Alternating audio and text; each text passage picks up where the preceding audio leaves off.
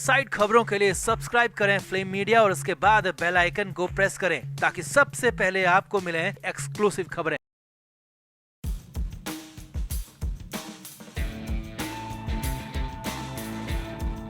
अमृता राव बॉलीवुड की उन चुनिंदा एक्ट्रेसेस में से एक हैं जिन्होंने खुद को बॉलीवुड के नंगे पने से दूर रखा, जिन्होंने वो ही फिल्में की जो उन्हें गंदगी से दूर लगी। अमृता ने बॉलीवुड में बड़ी फिल्में हथियाने के लिए कभी भी अपने जिस्म की नुमाइश तक करना गवारा नहीं समझा। ये तो हम सब जानते हैं कि बॉलीवुड में हीरोइन सिर्फ मोम की गुड़िया की तौर पर इस्तेमाल की जाती है, चाहे वो फिल्म में हो या फिर फिल्म के बाहर।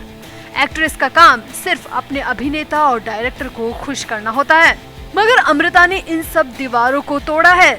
ऐसी फिल्में ठुकरा दी जो कि उन्हें बड़ी एक्ट्रेस बना देती। अब बॉलीवुड को लेकर अमृता राव ने पहली बार अपनी चुप्पी तोड़ी है। अमृता ने आदित्य चोपड़ा का नाम लेकर बता दिया कि वो अगर उस दिन आदित्य को ना नहीं कहती तो शायद उनकी जिंदगी पूरी तरह खराब हो चुकी होती। अमृता ने अपने उसूलों से समझौता नहीं किया। इसके लिए अमृता ने आदित्य चोपड़ा जैसे बड़े डायरेक्टर को 1 मिनट में रास्ता दिखा दिया और इसके बाद तो अमृता के करियर का ग्राफ लगातार नीचे ही आता गया, क्योंकि आदित्य को ना कहने का मतलब बॉलीवुड से बाहर जाना होता है और अमृता के साथ भी कुछ ऐसा ही हुआ। तो अमृता राव ने बॉलीवुड को लेकर और क्या क्या खुलासे किए आपको बताते हैं सब। आप भी वीडियो को शेयर करें और अमृता राव के खुलासों पर कमेंट जरूर करें।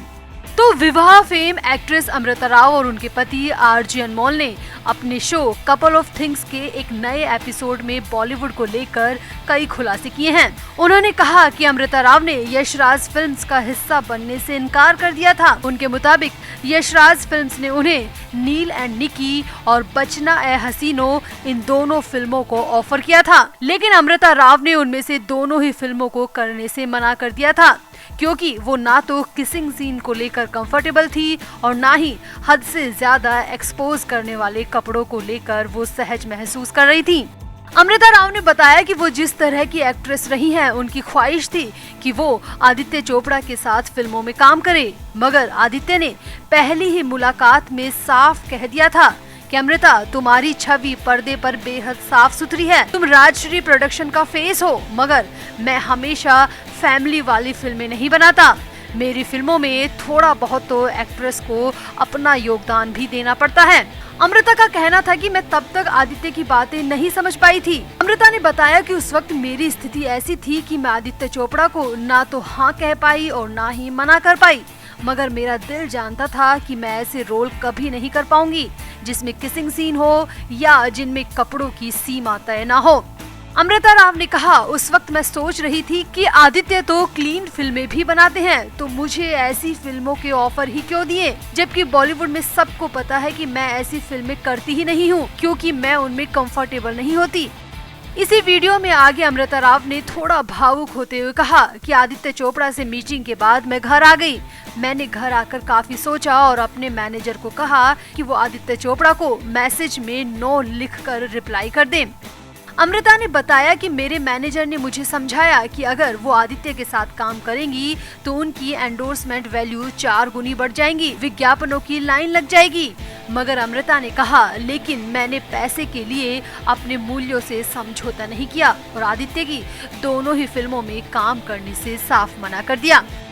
अमृता का कहना है कि इसके बाद तो जैसे मेरा बुरा वक्त शुरू हो चुका था। विवाह जैसी सुपरहिट फिल्म देने के बाद भी मेरे पास फिल्मों के ऑफर आने बंद हो चुके थे, या ऑफर आ भी रहे थे तो वो ऐसे फिल्मों के आ रहे थे जिन्हें मैं करना ही नहीं चाहती थी। अमृता ने आगे बताया, साल 2011 नवंबर में मैं और अनमोल एक साथ श्रद्धा की फिल्म लव का दी एंड देखने गए थे। ये फिल्म बिल्कुल क्लीन और साफ सुथरी फिल्म थी। मैंने थिएटर से बाहर निकलकर अनमोल को कहा कि आदित्य चोपड़ा ऐसी फिल्में भी बनाते हैं, मगर मुझे वैसी वाली फिल्में ही ऑफर क्यों की, जबकि मैं ऐसी फिल्मों के साथ पूरा न्याय करती रही हूँ। मैं डिजर्व करती थी, मगर फिर भी मुझे क्यों बॉलीवुड में इस तरह अनदेखा कर दिया गया। अमृता ने कहा, उस दिन अनमोल और मैं दोनों भावुक हो गए थे। अनमोल मेरे लिए रो रहे थे क्योंकि वो मेरी मदद नहीं कर पा रहे थे और मैं इसलिए रो रही थी क्योंकि मैं समझ चुकी थी कि अब बॉलीवुड में मेरी जैसी एक्ट्रेस की कोई वैल्यू नहीं है। इन्हें वो ही एक्ट्रेस चाहिए जो पर्दे पर हर सीमा को लांघ दे और मैं ऐसी एक्ट्रेस बिल्कुल नहीं थी। अमृता ने आगे कहा, अगर मैं भी किसी सुपरस्टार की बेटी होती तो शायद मुझे अब तक महान अदाकारा का टैग दे दिया गया होता। मेरी हर तरफ तारीफें होती, मीडिया भी मेरे बारे में सिर्फ अच्छा लिखता, मगर मैं बॉलीवुड में बाहर से आई कलाकार थी और एक्सपोज भी करने को तैयार नहीं थी। तो ना तो बॉलीवुड में मेरा किसी ने साथ दिया और ना ही उस वक्त के मीडिया ने मेरे बारे में कभी अच्छा लिखा। अमृता ने कहा, मैं अनमोल के साथ शुरू से सीरियस रिलेशन में थी। मैं पर्दे पर ऐसे वैसे सीन करके उसे दुखी नहीं कर सकती थी। मैंने समझौता नहीं किया तो उसका परिणाम ये हुआ कि मुझे वहाँ से आउट होना पड़ा। ऐसा लगा कि जैसे सब मिल गए हैं मुझ अकेले को बाहर करने के लिए। तो वाकई में आदित्य चोपड़ा को ना कहने का मतलब बॉलीवुड में बाहर होना होता है। क्या अमृता राव ने आदित्य चोपड़ा को मना करके कोई गलती की? क्या अमृता ने अपने उसूलों से समझौता नहीं करके कोई गलती की, या ऐसे दोगले बॉलीवुड को मना करके अमृता ने अपनी बहादुरी को दिखाया, जो कि किसी और एक्ट्रेस की हिम्मत में नहीं दिखता? तो आप भी अमृता राव के इन खुलासों पर कमेंट जरूर करें और वीडियो को भी शेयर करें।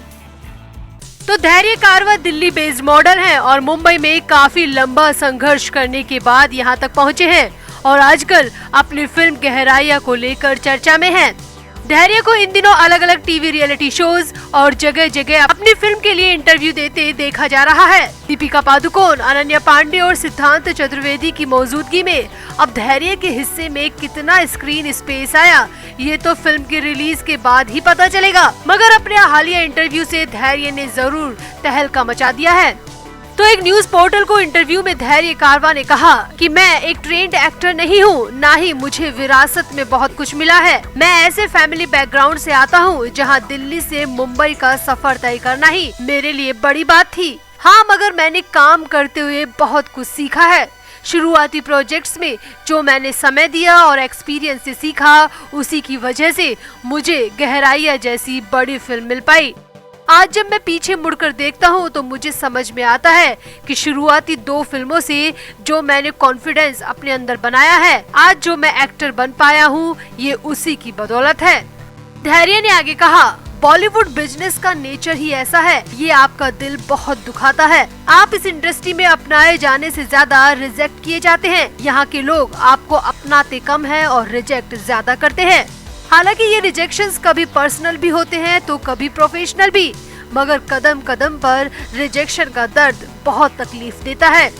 धैर्य ने आगे कहा, कुछ लोग रिजेक्शन के डर से आगे बढ़ नहीं पाते, मगर आपको समझना होगा कि उस हिस्से के लिए आप परफेक्ट नहीं बैठते थे, इसीलिए आपको ये रिजेक्शन मिला। लेकिन देखा जाए तो हम सभी इंसान हैं, हमारे अंदर भी दिल है, फर्क भी पड़ता है और बहुत बुरा भी लगता है। धैर्य का कहना है कि पिछले 1.5 साल में दर्शकों के नजरिए में काफी बदलाव आया है, जिसका नतीजा है कि मेरे जैसा कलाकार करण जौहर की फिल्म का हिस्सा बन पाया।